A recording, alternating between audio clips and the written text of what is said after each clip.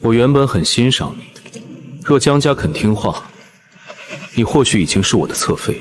萧敬轩，若有来生，我绝不会再让江家走进这座牢房等死，我会一样一样亲手讨回来。小姐是不是又做噩梦了？你一直喊二皇子的名字，现在是什么日子？景和23年9月初7。3日后，官兵抄家，江家满门入狱。10日后，所有人死绝。我回来了，真的回来了。姐姐，你醒了吗？他还活着。姐姐，你怎么哭了？姐姐，你是不是又和二皇子吵架了？我替你去骂他。不许去，这辈子都不许靠近他。为什么？因为他是来杀我们的。去请周管家，告诉他封库清账。我的十里红妆田庄铺子首饰，小姐要清点嫁妆。不，小姐要3日之内全部卖掉，一个铜板都不要留下。小姐，这可是皇后娘娘亲赐的嫁衣，烧毁御赐之物，若传出去，不会传出去。奴婢绝不会说。我也不说。小姐，就算不说，你也不能把所有配装都卖了。这么大的事儿，至少要夫人点头。我已经来了，所有人出去。赵雪，你说自己以后要嫁一个不会纳妾、不会让你受委屈的人，如今不想嫁可以不嫁，为什么烧掉？因为它不是嫁衣。是什么？是悬在江家脖子上的刀。雪儿，是不是做噩梦了？娘，外祖父死前是不是给您留过一只紫檀木盒？你怎么知道？盒子藏在佛堂观音像后的夹墙里，里面有半枚沈家商印，一封外祖父写给您的信，还有一本从未入公账的商路名册。谁告诉你的？您。我何时说过？在天牢里。赵雪，把话说清楚。 3天后，父亲会被指控私劫皇子，倒卖军粮，勾结西戎，我们全家都会被关进刑部天牢。弟弟会为了给您拿半块饼，被狱卒活活打。他们送来一碗毒药，您怕他们灌给我，便自己喝了。父亲被裴文哲用刑致死，最后他们用白绫勒死了我。住口！娘，我也盼着这只是场梦，可我知道紫檀盒藏在哪里，也知道外祖父信里写了什么。你真的死过一次吗？娘，3日后不是普通抄家，二皇子从一开始就没想让我们活着出牢。 疼吗？娘，我好怕！我看着雨安死，看着您死，看着父亲死，我一个人什么都做不了。这一次不是一个人。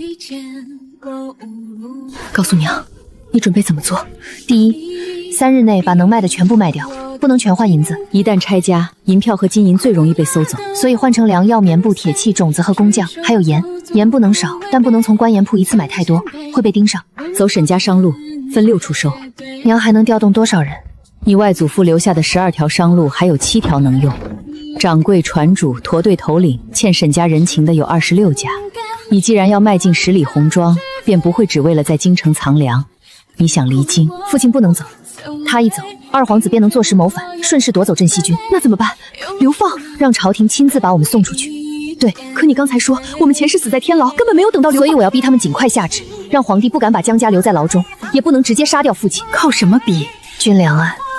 二皇子想让江家背锅，我们便把一部分锅送回他手里。赵雪，你可以报仇，但不能让仇恨把你变成萧景玉那样的人。我们要活，也要让那些愿意跟江家活下去的人有路。女儿记住了。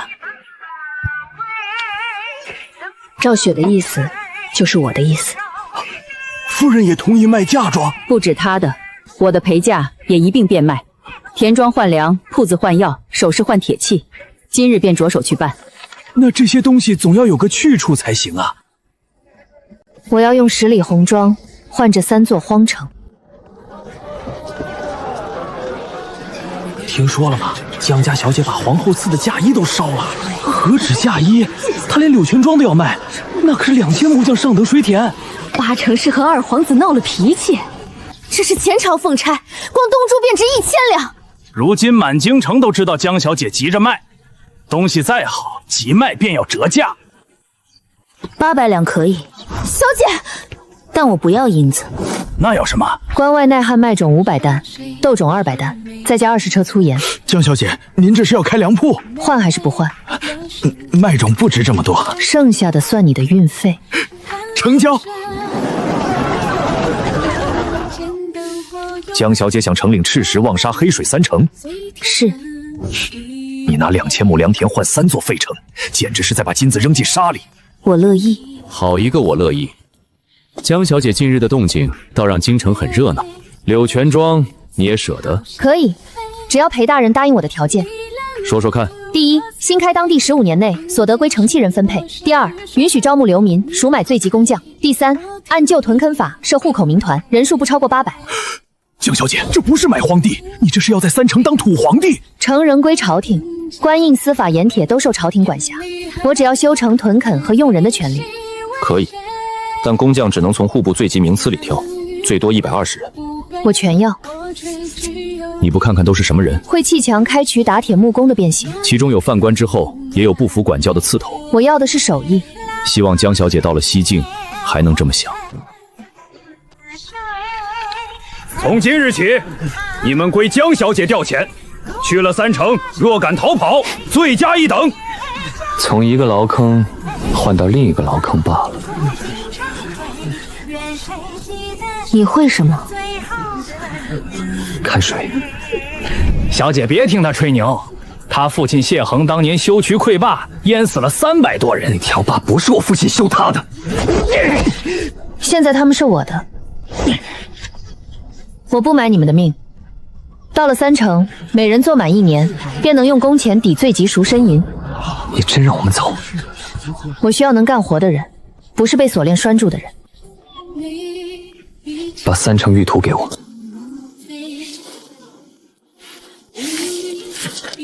旧水道。这3座城不是3座4城，他们原本共用一套山水渠。江小姐，你买下的不是3座废城。江兆学，侯爷，小姐还在账房，让她出来。父亲回来了。你还知道我是你父亲？赤石、望沙、黑水，哪一座不是连辽民都不愿去的死城？你拿柳泉庄换他们，问过谁？问过我。我的私印是我亲手交给赵雪的。胡闹！父亲要杀我吗？我要把你这个不知天高地厚的丫头打醒！那请父亲先回答我一个问题。什么？西境30万担军粮，真正送到军营多少？你究竟想说什么？二皇子和裴陀吞了军粮，他们还把一部分粮通过黑水旧漏卖了出去。胡说！二殿下再糊涂，也不会拿边关将士的命做买卖。前世您也是这么说的。什么前世？9月初10，侯府被抄，罪名是私劫皇子，倒卖军粮，勾结西戎。江家满门被关进刑部天牢。还剩3日，你便知道朝廷要用什么罪名抓我。因为我已经死过1次。裴文策逼您交出镇西军旧部名册，他们折断您的手指。我死之前，裴文策亲口告诉我，江家一个活口也不能留。他知道紫檀河，也知道父亲写给我的信，那些事我从未告诉任何人。你信他？重生这种荒唐事你也信？我不敢不信。父亲去哪儿？去二皇子府。您不能去。若他真敢动江家，我现在便去问个明白。前世您就是这样做的。什么意思？抄家前1日，您发现军粮数目不对，曾去二皇子府质问，他向您保证会在御前替江家作证，您信了。第2日，搜查侯府的人直接走进书房，打开东侧第3排书架后的暗格。你怎么知道暗格？里面放着3年前二皇子写给您的信。信中他说，只要江家在楚魏之争中保持中立，他便保江家世代镇守西京。搜出信的人是裴文策。那封信除了我和二皇子，没人知道。不够，真正的信要烧，但暗壳里还得留一封假的。我现在烧了它。二皇子要拿这封信杀江家，我们便让他不敢把他拿到皇帝面前。你想往信里写什么？黑水旧道、军粮交割，还有二皇子死事的暗记。你从哪里知道死事暗记？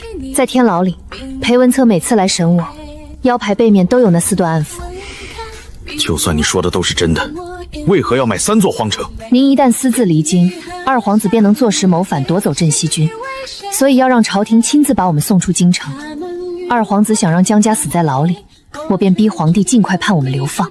你拿全家性命赌皇帝会把我们送去三城。若你算错了呢？那我就再想办法。再想？进了天牢，还有几日让你想？7日。所以我必须在那之前准备好粮、药、证据和退路。父亲，我不求您立刻相信重生，我只求您这3日不要去二皇子府，不要把军粮平分交给任何人，也不要让任何人知道我们在准备什么。你想让我怎么做？称病、闭门谢客，尤其不能见二皇子的人。我给你1日，明日此时，你若拿不出更多证据，3城弃书作废，所有物资停止外运。若我拿得出呢？从那一刻起，江家不再把命交给萧景恒。皇后娘娘口谕，请江小姐立即入宫赏花。深夜赏什么花？娘娘说宫里的昙花今夜开，江小姐请吧。从现在开始，您病了，你一个人进宫。皇后要看的就是我是不是还像从前一样愚蠢，那我便让她看个够。赵雪来了，臣女参见皇后娘娘。快起来，不过是叫你来赏花，怎么脸色这样白？臣女白日忙着卖铺子，没顾上用饭，卖嫁妆比吃饭还要紧，臣女怕晚一步就舍不得了。为何舍不得？都是母亲给臣女准备的。既然舍不得，为何还卖？臣女不想嫁人。是不想嫁人，还是不想嫁给某个人？娘娘恕罪，本宫还没怪你，你怕什么？是不满意二皇子？二殿下身份尊贵，是臣女配不上。实话。臣女做了一个梦，梦见自己嫁进一座很大的宅子，门从外面锁着，臣女怎么喊都没人开。后来有人拿着白绫进来，只是一个噩梦，臣女知道。可醒来后，臣女一看到嫁衣就害怕，所以把它烧了，又买了3座荒城。臣女想那里离京城远，以后谁逼臣女嫁人，臣女就躲到自己的城里去。你以为买了城便没人管得了你？城契上写着，臣女可以在那里修屋开田，可也写着你要承担27万两旧债。臣女有嫁妆，可以种田还债。果然还是个孩子，先吃些东西。你父亲今日为何突然回府？父亲知道臣女卖了柳泉庄，回来骂臣女。听说侯爷旧伤又犯了，父亲胸口疼。侯爷近日可曾提过西境军粮？军粮就是边军吃的粮。父亲从不与臣女说军务。那沈家的商队呢？你买粮买药倒像很懂。都是臣女列单子，让母亲和周管家去办。为什么要买这些？修成当然要用，修成还要解毒药。崔皇后连我买过什么药都知道。沈家商路里已经有人泄密，臣女怕被蛇咬。你呀，胆子小，脾气倒大。二皇子前几日是不是见过你？见过。他说了什么？赵雪，本宫在问你话。殿下问臣女愿不愿意以后常进宫陪娘娘。只有这些。殿下还说，江家若肯帮他，将来臣女想要什么都有。他亲口这样说。臣女不知道的殿下要江家帮什么，臣女回去越想越怕，才烧了嫁衣。二皇子只是与你玩笑，不要胡思乱想。前世就是他把毒药送进天牢，说是皇后赐给母亲的补药。白芷懂些医术，会调安神香。你近来总做噩梦，让他随你回府住几日。奴婢见过江小姐，白芷姐姐既懂医术，正好也替我父亲看看旧伤。父亲不喜欢见生人，那你先住在母亲院里。母亲每日都去劝父亲喝药，你跟着她便能见到了。就依赵雪。小姐，您方才为什么把二皇子的话告诉皇后？因为她最怕的是萧景恒背着她许下不该许的承诺。皇后会以为我卖嫁妆只是被她吓到了。那白芷呢？是皇后送来盯着我们的眼睛。那为何还收下？眼睛放在明处，总比藏在暗处好。而且白芷欠家1碗药。小姐，夫人和侯爷都在等您。出事了。沈家有个老伙计，常给刑部送炭，今日刑部突然让他多送20坨。为什么？天牢东区清出了7间牢房，原来的狱卒全部换走，接管的人是裴文策亲自挑的。东区7间牢房，与前世一模一样。刑部厨房也换了人，新管事是二皇子府长史的远亲。萧景莹不只准备好了罪证，连牢里的东西都安排好了。皇后问了什么？军粮、沈家商队，还有您的伤。父亲，这算不算第二份证据？从今晚开始，我闭门养病。父亲信我了。我信萧景香已经准备让江家进牢。还不够。什么不够？我们知道牢房已经准备好，可萧景恒还不知道，我们知道了。明日之前，我们要替他准备一封足以让皇帝不敢杀江家的信。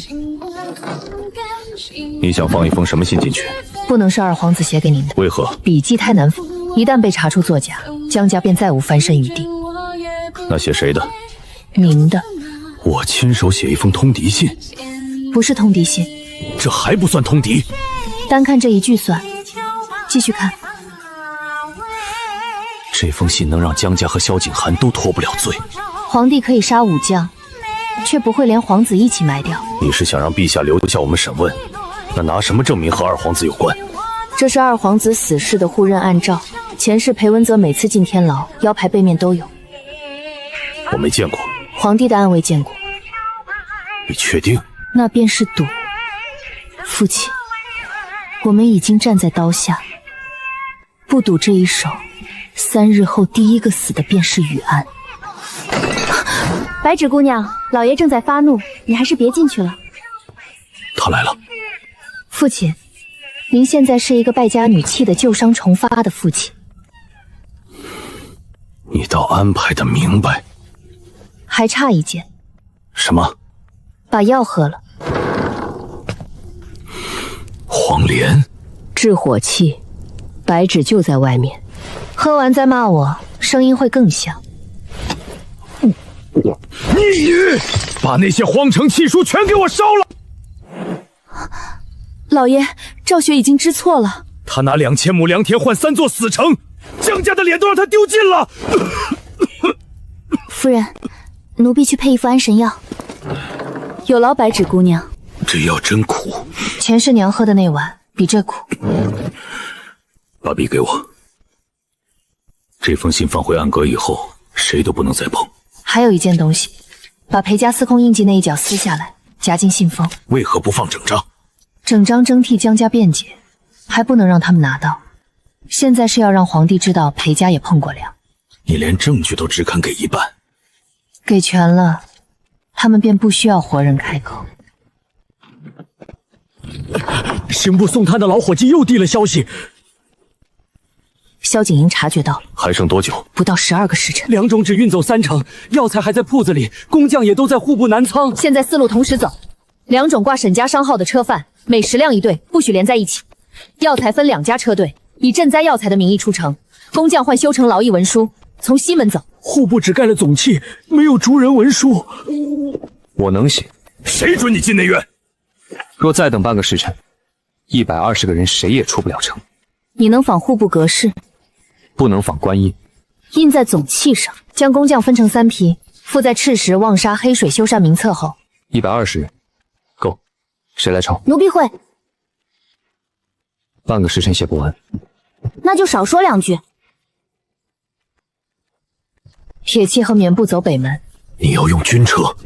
只有父亲的军令，北门不敢细查。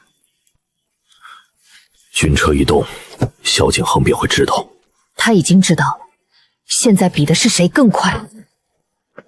等等，让江城里押第3队粮车。城里少爷熟悉账目，押第1队不是更稳妥？正因如此，才不能让他碰真正的粮。你怀疑他？前世抄家时，只有他没被关进东牢，他可能根本没被抓。第3队装什么？陈粮和几本假账，最后一页盖裴家司的残印。若他有问题，他会替我们把刀送到裴家手上。你不抓他？现在只能抓到1个内鬼，放他出去，才能找到他背后的人。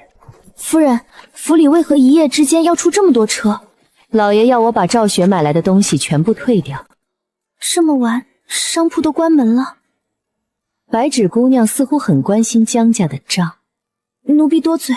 不，你只是要给宫里一个交代。夫人误会了。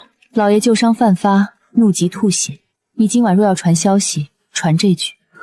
你送出的每个字，都可能变成杀人的刀。奴婢明白。小姐已经出去4成。第3队呢？江城里刚带着车往南门走，后面有没有人跟？派了2个侯府救兵。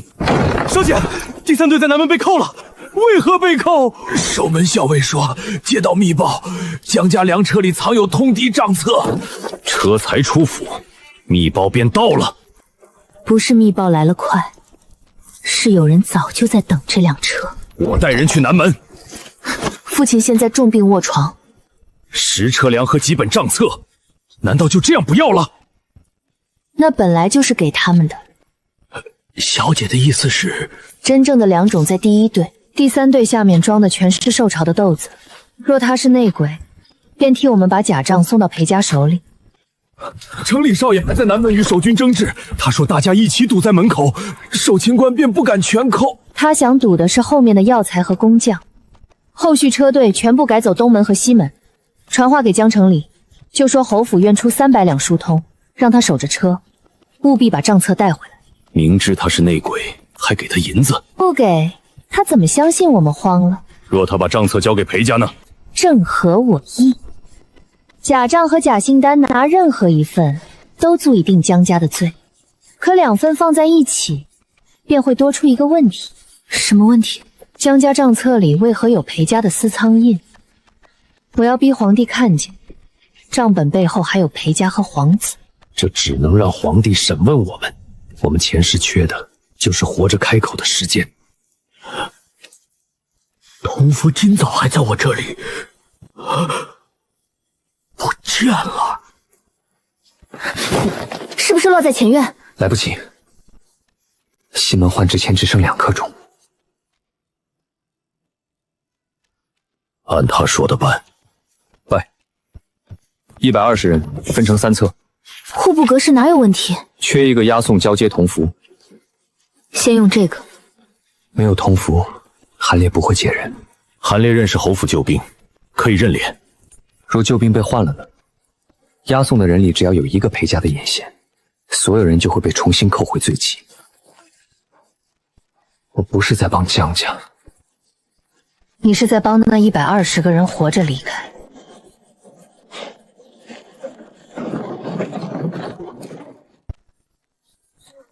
姐姐，铜符是什么样子？半个8巴掌大，青铜铸的，上面刻着一个西字。是不是这个？刚才掉在账房门口，我想给姐姐，可你们一直在说话。青霜，立刻送去西门。小姐，东门开始查车了，说接到刑部公文，所有出城药材都要开箱验看。青霜跟药车走，铜符交给叔父。南门守军抢了粮车，说里面有江家通敌的证据。你怎么回来的？侄儿被打晕后扔进巷子。城里哥哥伤得重吗？皮肉伤。账册呢？是我没护住东西。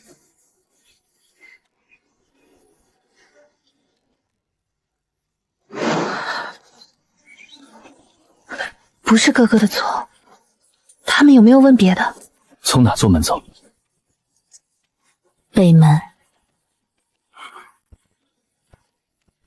工匠明明走西门，所以他殷正的铁器和棉布改从南侧沈家码头走水路，我去安排。娘，您要留下看住宫里那双眼睛。那谁去码头？老奴去。您还要统筹府中。奴婢去。东门要车怎么办？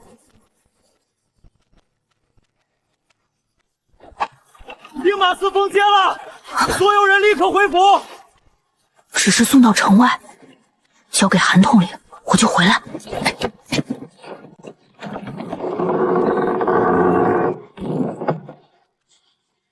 藏在佛堂家墙里，为何不一起送走？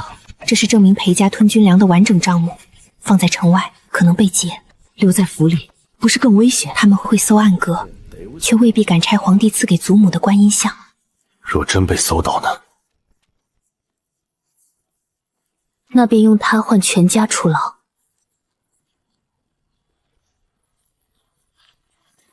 小姐，是裴文策。于安呢？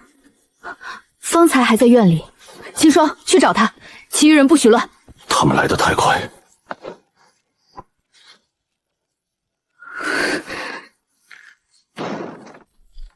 父亲回房，娘看住白纸。周管家，告诉所有人，不抵抗，不逃，让他们按照我们准备的路，一步一步走进来。江小姐，别来无恙。裴大人深夜带兵闯入侯府，也算无恙。奉陛下口谕，查镇西侯思杰皇子倒卖军粮暗通西戎一案。荒唐！侯爷守了20多年西境，怎么可能通敌？老爷旧伤复发，已经昏厥。那更该让太医看看。侯府已经请了大夫，民间大夫如何比得上宫中太医？裴大人，侯爷确实吐了血，脉象如何？气血逆行，旧伤复发，不宜受惊。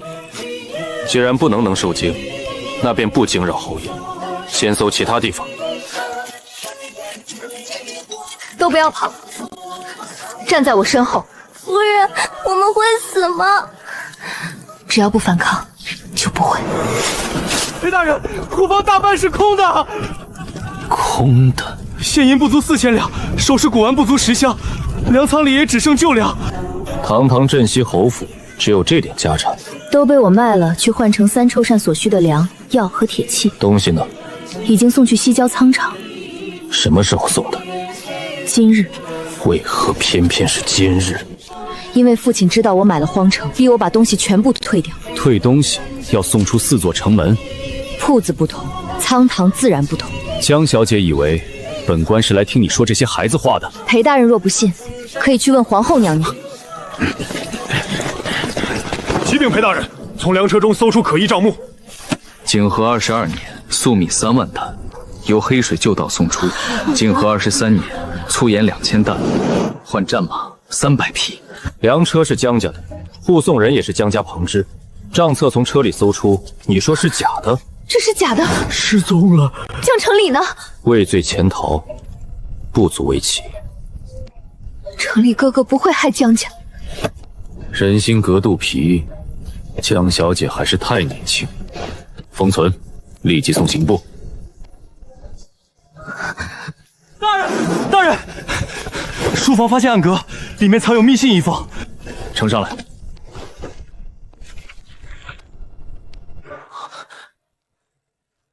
裴大人，信中写了什么？与你无关。本将奉部军口谕协同查案，都要列入清单。自然会列。那是谁的信？你不知道？父亲书房从不许我进去。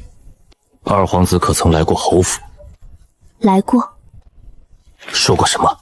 殿下说，只要江家肯帮他，我想要什么都有。住口！是皇后娘娘问我的，臣女不敢撒谎。镇西侯何在？我在。从哪里搜出来的？您的书房。有人陷害江家！信和暗格都是侯爷书房里的，如何陷害？我要见陛下！进了刑部，自会有人审问。镇西侯江振茂涉嫌结党通敌，侵吞军粮，江氏全族立即收押。江家下人不知军务，此案与他们无关。是否有关，审过才知道。老奴跟侯府30年，有什么话问老奴，不要为难孩子。我们愿意受审，先放了年幼的。户部登记在册的120名工匠，他们与侯府无关。江小姐此时还惦记工匠？契书上有户部官印，裴大人若把他们也当成江家同党，便是在说户部把120名同党亲手交给了我。名册在户部，可另行暂不要按江氏族人收押。玉安呢？小姐，哪里找不到小少爷？江家小公子逃了，他还在府里。那便搜，掘地3尺也要把人找出来。赵雪，玉安会去哪儿？难道玉安跟车出城了？先别慌。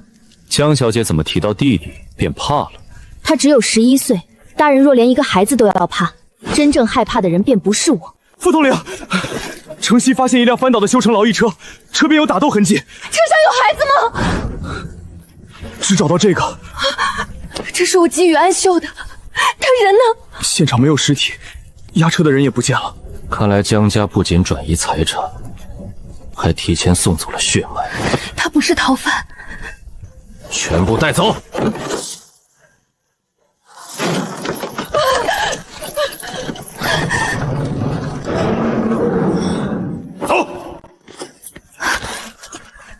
就是前世我们死的地方。赵雪，看着娘，这一次我们都活着进来了，也会活着出去。好。江振岳单独关押，沈氏江兆雪关第2监，其余家仆按男女分押，不能分开。进了天牢还由得你挑房？父亲旧伤复发，必须有人照看。死不了，带走。公府统领，何事？陛下口谕是收押候诊，还是秘密处决？大胆，敢拿陛下压刑部？我不敢，只是家父今日若死在东牢，明日便无人解释黑水旧道、裴仁司空印和皇子暗记。侯爷只是分押，谁说要死？镇西侯案牵涉皇子与军粮，陛下未下审讯口谕前，任何人不得私提人犯，不得单独用刑，所有饮食药物必须记当留量。顾将军，这是刑部，政务由禁军共同封存，人若死了，你我都要进御前解释。那便将江氏一家关在第1监。怕了？怕，但怕也要记住，从现在入口的东西都不能直接吃。吃饭。姐姐，我没有痛。赵雪，这是现在，不是前世。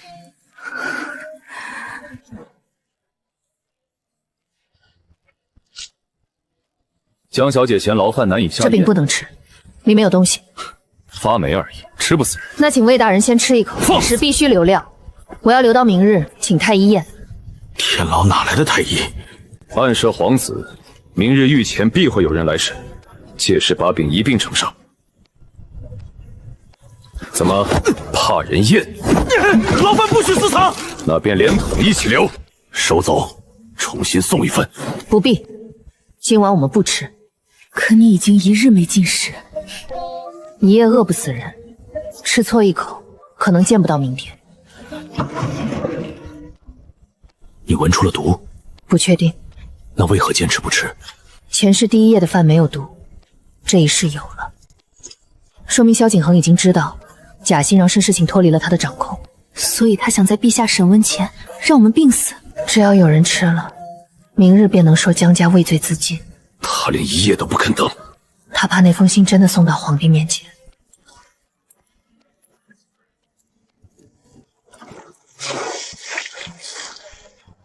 侯爷，还记得雁门关外的伙房吗？你是小的卢大海。18年前大雪封路，军中断粮，是侯爷开了自己的行粮，让我们一营人活下来。我不记得你。侯爷救的人多，不记得正常，可小的记得。这里面是干净的炊饼和水，放心吃。小姐谨慎是对的。二皇子府的人昨晚便来过，给魏成100两银子。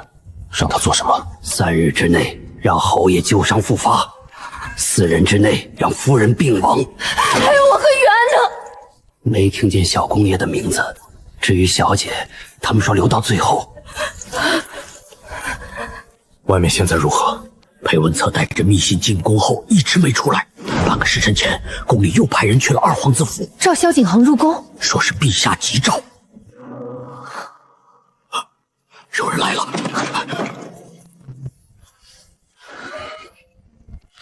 每人1样多。赵雪多吃些。不，从今天开始，谁都不能把口粮让给别人。这一世，我们每个人都要吃下自己那一份。好。裴大人，这么快又见面了？那封信是你准备的？什么信？走，陛下有旨，裴文策涉嫌隐瞒案政务，暂押东牢候审。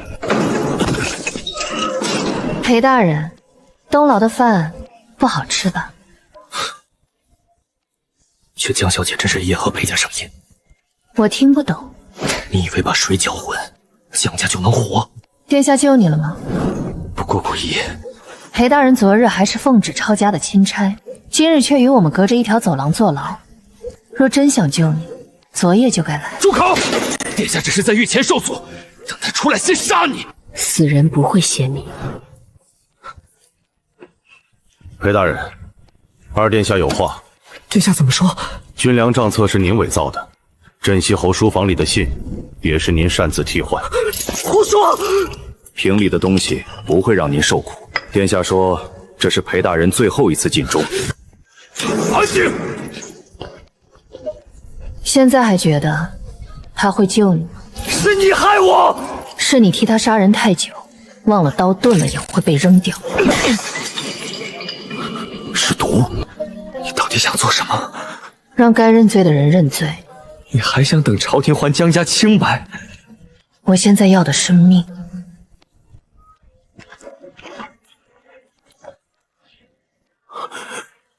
什么意思？镇西军巡逻暗记，30为人，横直向西，人活着往西去了。是玉安。城西驿道旁发现的，还有半枚刻着西字的铜符。是谁发现的？一个给驿站送草料的老兵，他说暗记旁还有车轮印，往30里铺方向去了。韩烈在那里接人。玉安在找我们的人。今日午后，大理寺要提审，听说陛下只给程大人半日，问不出结果，明日便要分押。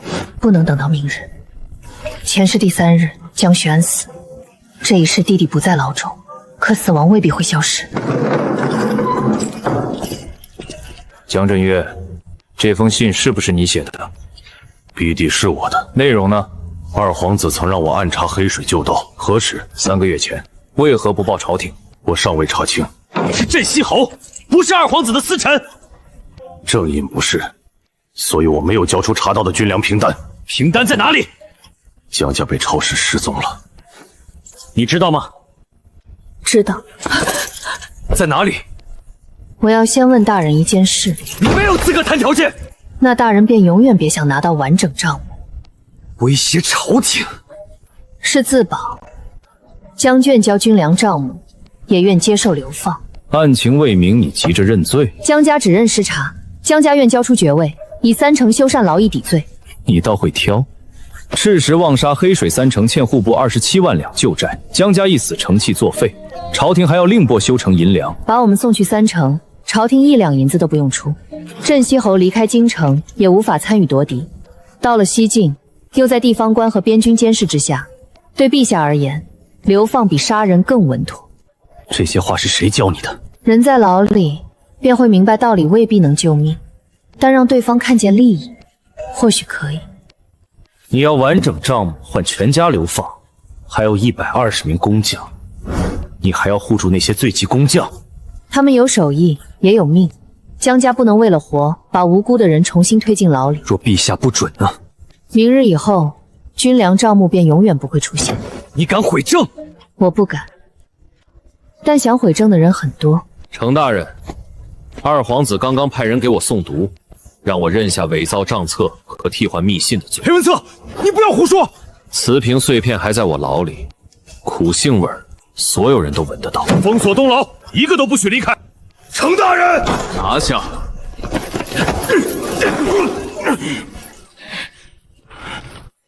你赢了半步，只是暂时没死。你要用账目换流放，为何不先与我商议？时间不够。那清白呢？以后再讨。父亲，前世我们就是太相信清者自清，只有活着，才有资格谈清白。陛下口谕：镇西侯江振岳革除爵位，江氏家产充公，因军粮案尚有疑点，暂免死罪。江氏全族并所属修城罪押，于3日后押赴赤石城，以修城屯营抵偿3成旧债。终于不用死在这座牢里了。完整账目呢？出京之日，我会告诉大人第一处藏刺地点。你还留了一手？是很多手，因为我要对付的不是一个会讲规矩的人。赵雪，你多吃一些。谁在推让，便都别吃。侯爷入了天牢，脾气倒更大了。我若脾气不大，你们母女能把自己的口粮全塞给别人？江小姐，陛下要的第一处账目在哪里？先给我看押送文书。你还怕本官骗你？我怕的不是程大人，是文书离开大人手里以后，会不会换一个字？押送官是谁？兵马司校尉冯奎。刑部罪犯为何由兵马司押送？刑部人手不足。这是二皇子的人。没有证据，不要妄言。他腰间是不是挂虎头牌？你怎么知道？能否换人？文书已经盖印。那请程大人在押送名册末尾再加一条。什么？江氏全族抵达赤石城前，每经过一处驿站，由驿城清点人数，记录伤病。流放犯没有这种规矩。军粮账目也没有落到大理寺手中的规矩。若我们途中全死了，完整账目永远不会出现。你是在威胁本官？萧景恒敢在东牢给裴文策诵读，也敢在路上制造山匪。每站清点，一城签押。名册一式3份，1份刑部，1份大理寺，1份交禁军顾副统领。江昭雪，你到底还有多少后手？够我们活到赤石城。镇西侯府佛堂，御赐观音像后的夹墙。完整账目在那里。第一册。剩下的呢？等我们平安走过第一座驿站，本官会派人取账。若里面没有东西，我任大人处置。你以为留下几本账就能扳得倒殿下？不能。那你费这些力气做什么？先让他不能随意杀人，让他每天都害怕下一本账会落到谁手里。殿下不会怕。昨夜的毒是谁送给你的？会杀自己人的主子，最先失去的从来不是权势，是没人再敢替他卖命。老奴随江家去赤石城。奴婢也去。去了皇城会有饭吃吗？我不能保证顿顿有肉，但只要还有1粒粮，就会按劳分，不会因为谁是主子谁是下人，便让一个吃饱，另一个饿死。若根本种不出粮呢？那就修水渠，开荒地。还种不出呢？办法总比饿死多。跟江家多年，今日想走，领10两盘花。侯府现在哪里还有银子？这里还有被抄家钱，侯府账房有一笔遣散银已经登记。确有此项。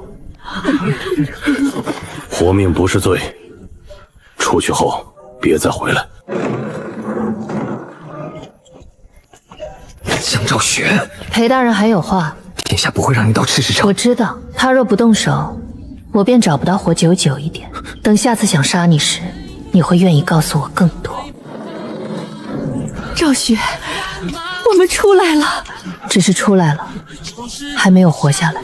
江小姐，听说你为了让我们同行，又拿账目威胁了一次朝廷。不是为了你们，是为了3座城。最好如此，人情太重，我还不起。到了赤石城，用水渠还。时辰到了，所有人上路。就是这个。对，前世进牢的死士也有同样的牌子。看来萧景轩连换一批狗都嫌麻烦。江昭，改道，西驿官道在左，前方桥塌，走鹰蛇岭。林窄林密，两侧都是陡坡，适合埋伏，适合埋尸。罪犯不得交头接耳。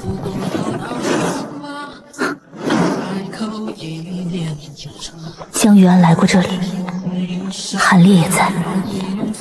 父亲，我们的人先到了。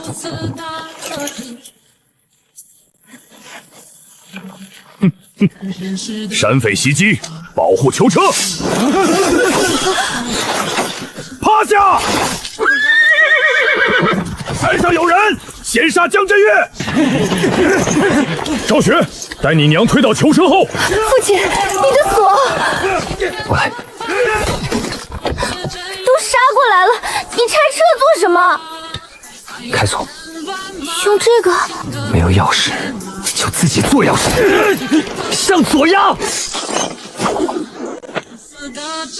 给侯爷！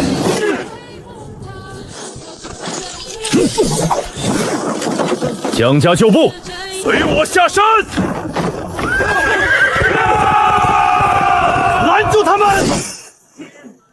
冯奎穿着朝廷的甲，干着山匪的活。你祖宗知道吗？江家通敌，人人得而诛之。通敌证据还在御前审，你却提前知道江家该死。看来给你命令的人比皇帝还大。有本事杀了我！杀你太便宜。你不是喜欢押送罪犯吗？赤石城缺人采石，你这双手还能干几年？再骂一句，老子先让你少2颗牙！军令呢？没有军令，只有一张二皇子府长史签发的制银条。你胡说！我怕事后被灭口，偷偷留了一份。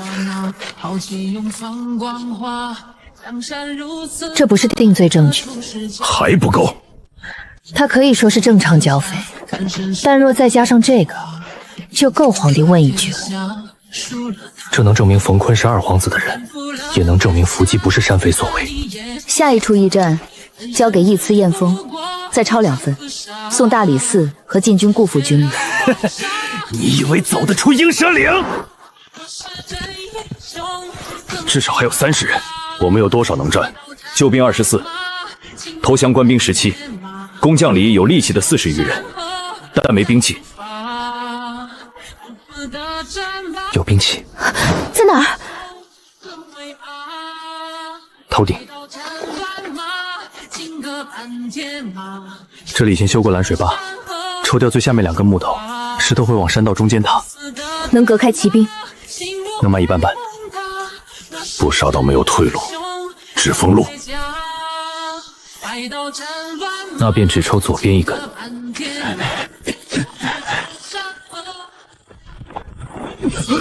他们要回山路，快冲！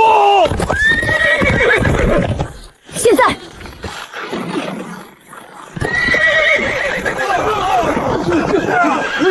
他们一时过不来。愿意随队去赤石城的，站到左边；回京自首的，站右边。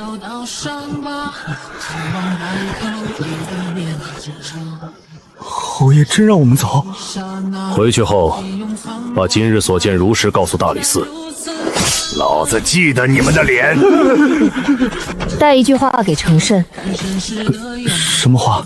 江家活着走过第1站，第2侧账目便会出现。告诉他，二皇子第1次灭口失败了。小姐，在哪里找到的？鹰首岭西南3里，旁边还有小公子摆下的十子记号，写了什么？继续向西。那颗麦粒呢？少爷他有吃的。继续走。不等少爷吗？他在往30里铺走，我们也去。路上不许掉队，今晚之前必须到第1座驿站。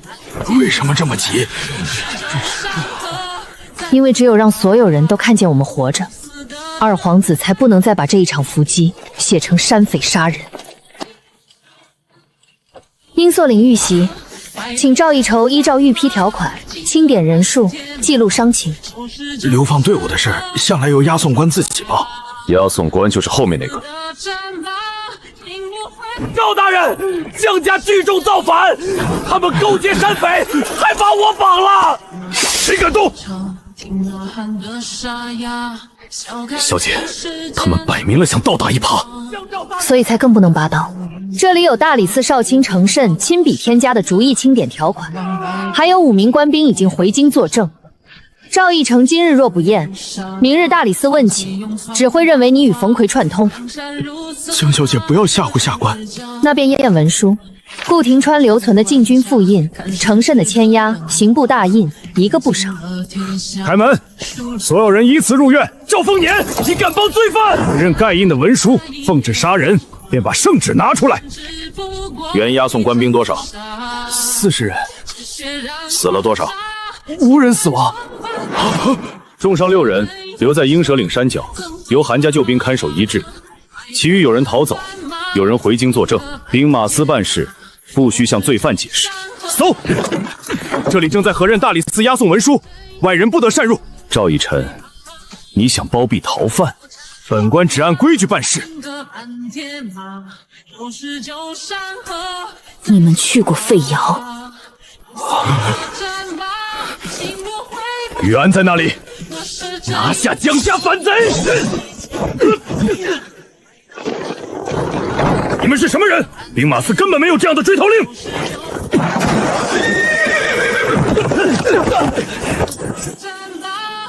不是来抓逃犯，是来灭口。孩子在哪儿？我不知道。再说一次。